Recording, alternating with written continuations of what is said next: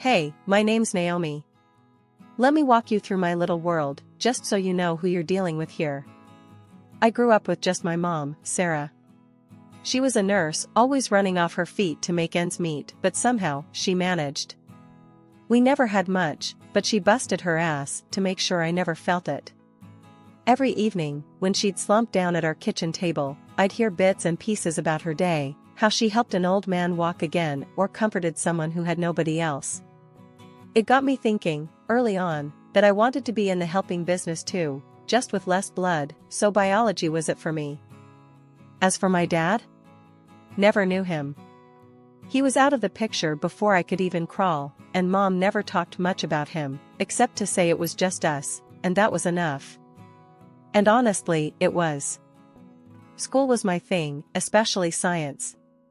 I ate up anything to do with cells and genes, anything that explained a little bit of why we're here and how we tick. Made sense to me to go in that direction career-wise, so I ended up at a pharmaceutical company after college, messing around with compounds and hopefully making something useful. It wasn't all work, though. I had my share of fun, too. My best friend, Jess, made sure of that. She dragged me out to all the parties she could, saying I needed to lighten up. That's where I met Alex. "Come on, Naomi, you're gonna love this guy." Jess nudged me one night at one of her famous backyard bashes. She had this grin on her face, the kind that told me she was up to no good. "Jess, I'm not. Just talk to him. His name's Alex. Cute, funny, and as nerdy about music as you are about your science stuff." She pushed, practically shoving a drink into my hand. I remember rolling my eyes, but let's be real, I was curious. So, I let her lead me through the crowd, past the makeshift dance floor where a couple of guys were trying way too hard, to where Alex was standing, awkwardly holding a beer and looking like he wanted to be anywhere but at a party. "Hey, Alex, this is Naomi." Jess introduced us with a little too much enthusiasm. "Naomi, meet Alex, the only other person I can tolerate for more than an hour." We talked about everything that night, from the latest rock albums to the weirdest science facts. Turned out, he was into biology too, but more the corporate side of things. His dad ran a toilet paper company, which cracked me up. "A toilet paper tycoon, huh?" I teased. "Hey, everybody needs it," Alex shot back, laughing. "What about you? Saving the world one petri dish at a time?" "Something like that," I grinned. We clicked, simple as that. A year flew by with Alex. Movies, late-night talks, dinners with Jess, poking fun at us for being disgustingly cute. Everything was pretty perfect, till he wanted me to meet his folks. I was game but nervous as hell about it. His dad was this big-shot business owner, and his mom stayed at home, keeping their life in order. We met at some swanky restaurant downtown that had more forks at each setting than I had drawers in my kitchen. Alex held my hand under the table, giving it a reassuring squeeze as we waited for his parents to show up. "They're usually right on time," Alex muttered, checking his watch for the umpteenth time. Just as he said it, a man with a commanding air and a woman with a carefully styled bob walked in. George and Linda, the people who could potentially be my future in-laws. "Mom, Dad, this is Naomi." Alex introduced me with a proud smile. Linda offered a smile that didn't quite reach her eyes as she took me in, from my hair down to my shoes. George, however, gave a warm handshake, his grin genuine. "Nice to meet you, Naomi. Alex has told us a lot about you," George said, settling down beside his wife. The dinner started off well enough. We talked about mundane things, weather, the restaurant's decor, and a bit about George's toilet paper empire, which he discussed with a sort of bemused pride. Then Linda, swirling her wine glass, leaned in with a smile that felt more like a shark sizing up its next meal. "So, Naomi, Alex tells us you're a biologist. That must be interesting." "Yeah, it's pretty fascinating work.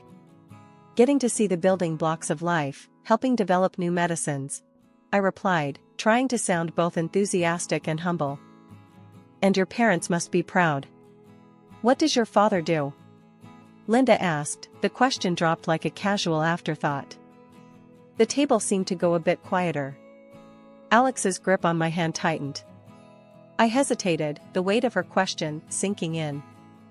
I wouldn't know, actually. My dad left before I was born. It's just been me and my mom, I said, keeping my voice steady despite the churn in my gut.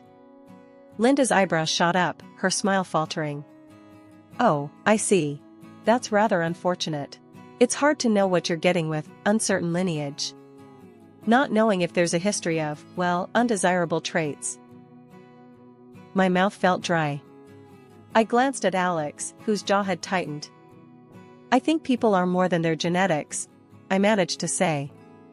Of course, but you know, the apple doesn't fall far from the tree, Linda continued, her tone light but her words heavy.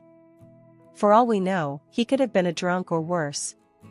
And being raised by a single mother, well, it's not the ideal situation for stability, is it? George seemed uncomfortable, shifting in his seat as he tried to change the subject. Linda, why don't we? No, George, these are legitimate concerns. We're thinking about the future of our family here. Linda cut in, her gaze fixed on me like I was a problem to solve. Alex finally spoke up, his voice firm. Mom, Naomi is amazing. She's smart, kind, and the hardest worker I know. Whatever her dad was or wasn't doesn't change who she is.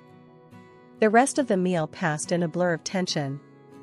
I pushed food around my plate, feeling like I'd been put on trial and found wanting. When we finally left the restaurant, the relief was palpable. A whole year of mostly bliss and a little bit of family drama flew by, and there we were, sitting at my mom's cozy kitchen table, talking wedding plans. Mom was all smiles and tears, thrilled to bits about the big day. Naomi, this is going to be beautiful. I'm so proud of you, she kept saying, squeezing my hand. Just as we were picking colors and themes, Alex's phone buzzed. His face fell as soon as he saw who it was.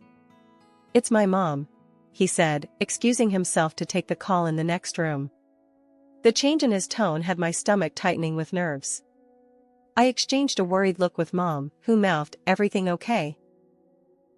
Moments later, Alex came back, looking like he'd seen a ghost. My dad had an accident. He's in the hospital. We need to go, now. He rushed out the words. We grabbed our things and sped to the hospital. The drive felt like the longest of my life, each second stretching out as I imagined the worst. When we arrived, Linda was pacing the waiting area, a mess of worry. He just lost consciousness while driving. Thank God someone saw and called it in, she said, her voice cracking. He was supposed to be at a meeting. Now they're saying it's his lungs, they found a serious disease. My heart sank. What do they say needs to be done? I asked, trying to keep my voice steady for Alex's sake. He needs a part of a lung, a transplant. Linda choked out the words. They want to check if Alex could be a donor. Without hesitation, Alex spoke up. Let's do whatever tests are needed. I'm here, I'm ready. They took him away to run the preliminary tests, and Linda and I sat in an uneasy silence. The hospital's fluorescent lights buzzed overhead, casting harsh shadows. Finally, Alex returned, holding a sheet of paper in his hand, his brow furrowed. They've done the blood tests and stuff. Look, Naomi, this is odd, he said, handing me the results. I glanced at the paper and my eyes widened. Blood type AB. I remembered the conversation about blood types we had once, idly chatting. Alex, didn't you tell me both your parents are type A? Yeah, they are. Why? He looked puzzled. If both your parents are type A, you can't be AB. I explained slowly, the scientist in me kicking in despite the personal chaos. It's just not genetically possible.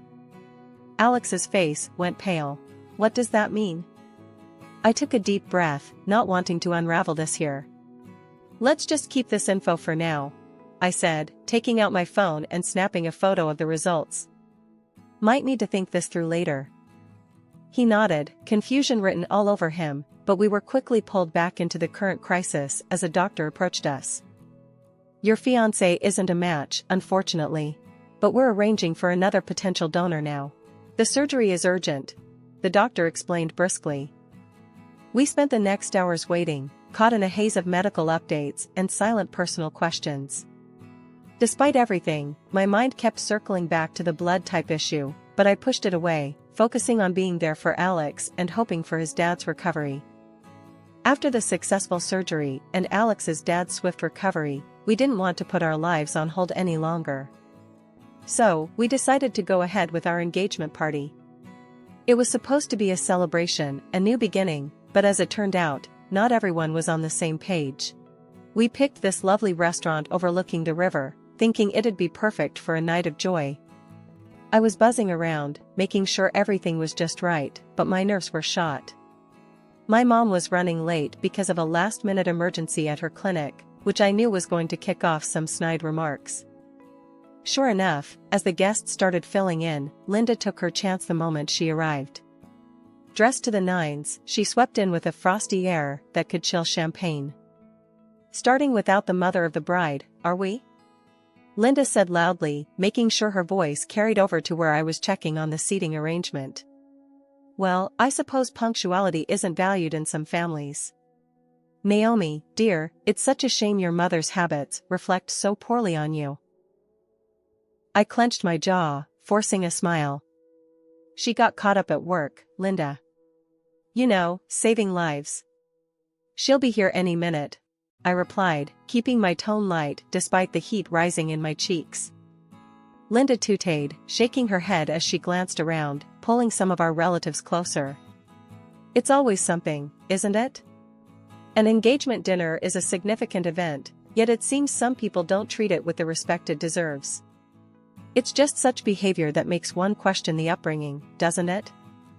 I took a deep breath, reminding myself that this night wasn't about Linda or her approval. Everyone who knows us understands and respects why she might be late. "It's really not a problem for anyone here," I countered, my voice steady but firm. "Oh, but it is, Naomi. When you marry into a family, you bring your background with you. And let's be honest, dear, your background is a bit muddled, isn't it?" Linda continued, her voice dripping with disdain. "A daughter born out of wedlock, to a woman who couldn't even manage to catch a husband." The murmurs around us grew, and I saw Alex's face darken from across the room. He started to make his way over, but I raised my hand slightly, signaling him to let me handle it. "Linda, my mother has done a remarkable job raising me on her own. She's shown me the value of hard work and integrity, something we all appreciate here," I said, my voice louder now, making sure it carried the weight of my conviction. "And Alex and I are committed to each other, regardless of what anyone else thinks or says." The atmosphere was thick with tension, but I didn't want the evening to spiral into conflict. I took a deep breath, glancing around at the gathered friends and family who were here to celebrate with us. "Let's not let this delay us any further," I suggested, my voice calm but carrying. "Please, everyone, let's sit down and enjoy the evening. We're here to celebrate our engagement, something happy and full of hope." The engagement dinner was in full swing, despite the rocky start. Everyone seemed to be enjoying themselves, laughing and chatting over plates of delicious food. I was making my rounds, ensuring all our guests felt welcomed, when the front door of the restaurant swung open. My heart leapt.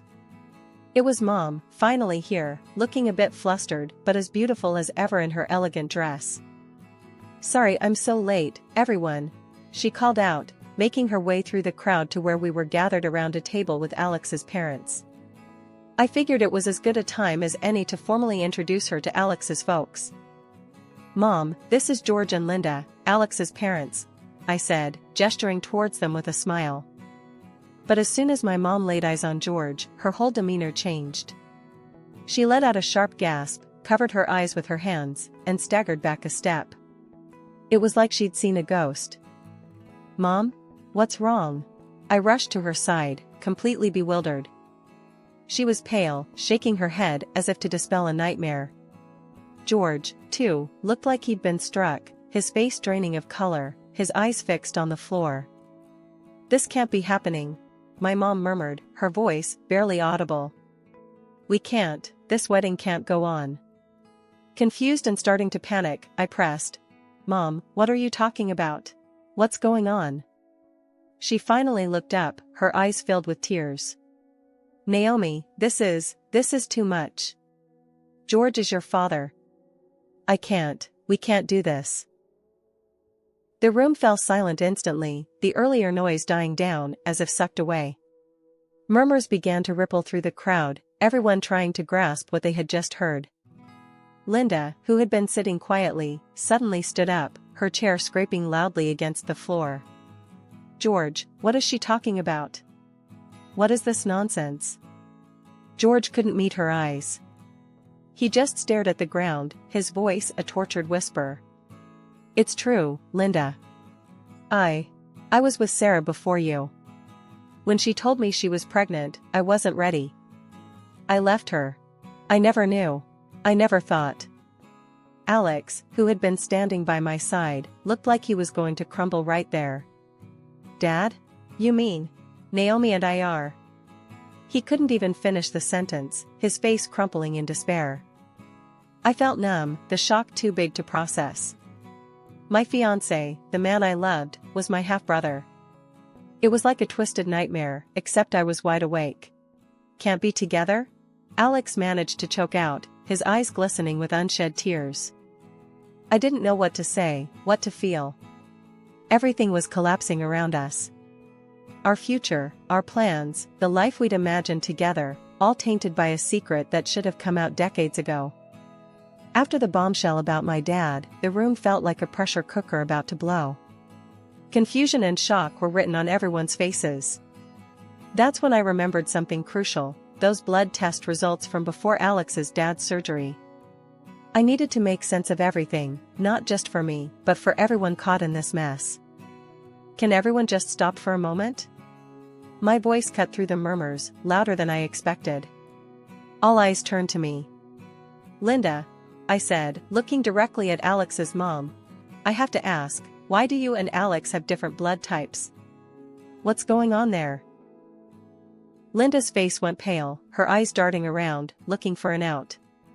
She opened her mouth, then closed it, the words failing her as her husband turned to her, his expression hardening. Tell me the truth, Linda. Now. George's voice boomed across the room, his patience worn thin. She stumbled over her words, trying to grasp at any explanation that could save face. It's a misunderstanding, that's all. Naomi is trying to make a scandal where there isn't one. But just as she tried to deflect, her sister, who'd been silent until now, stood up. Her face was set, resolved, like she'd been carrying a heavy burden for far too long. No, Linda. I can't do this anymore. I won't cover for you, she said, her voice steady and carrying across the room. Linda was already pregnant when she married George. He isn't Alex's father. She lied to keep her secret. The room erupted into gasps and whispers, the guests turning to one another, their expressions a mix of disbelief and dismay. Linda tried to speak, tried to salvage her crumbling facade, but the truth was out, and it hit harder than anything else she could say. Is this true? George's voice cracked, the pain evident. Linda's silence was answer enough. Alex looked from his mother to his uncle, then back to me. The hurt in his eyes was almost too much to bear. Mom, how could you? His voice was a whisper, a plea for something, anything that might make sense of the chaos. Linda's facade finally crumbled, her defense weak and feeble. I thought it was best at the time. To protect everyone, she murmured, but her words fell flat, lost in the shock of her deceit. The room was thick with tension, everyone processing the revelations that had turned the night upside down. No one seemed to take Linda's side, the sympathy was with me, my mom, and strangely enough, with George, who'd been lied to just as much as anyone. As the evening wound down, the guests slowly began to leave, their whispers and looks of sympathy trailing behind them. Alex stayed by my side, his earlier joy replaced by a somber quiet. We'll figure this out, Naomi, he said finally, squeezing my hand. We're not alone in this. We have each other. Yeah, I managed to say, the weight of his words, both a comfort and a reminder of the complicated path ahead. Together, whatever that means now. The days following the engagement dinner felt like walking through a fog.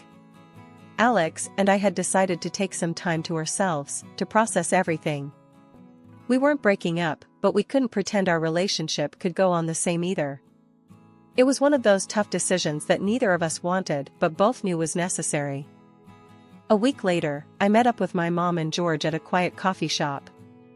It was the first time we were talking since the big revelation. The air was thick with awkwardness as we sat down. George looked older, the lines on his face deeper, weighed down by guilt. "I'm sorry, Naomi. I can't say it enough. If I'd just faced up to what I did back then." George's voice trailed off, his eyes not meeting mine. "Yeah, well, you didn't. And here we are," I replied, not ready to offer forgiveness yet. "You missed my whole life, and now things are a mess." "I know, and I'm here to make whatever amends I can," George said earnestly. "I've missed so much, and I regret that deeply. I want to be part of your life now, if you'll let me." I looked at my mom, who had been quietly sipping her coffee. "Mom, what do you think? Can we even start to fix this?" She set her cup down, her voice steady. "I've had a lot of years to think about what happened. I was angry, so angry at George, for a long time. But holding on to that hasn't helped me, or you. If George is sincere, and I believe he is, maybe it's time we tried to move forward." Moving forward sounded good in theory, but it was hard to know where to start. "Okay, let's say we try this. What does moving forward even look like?" I asked, genuinely unsure. George leaned forward, his expression serious. "For starters, I want to be there for you, however you need. And not just with words.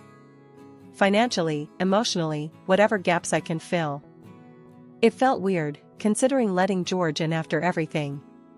But Mom seemed to think it was worth trying, and I trusted her more than anyone. "And what about Linda and Alex?"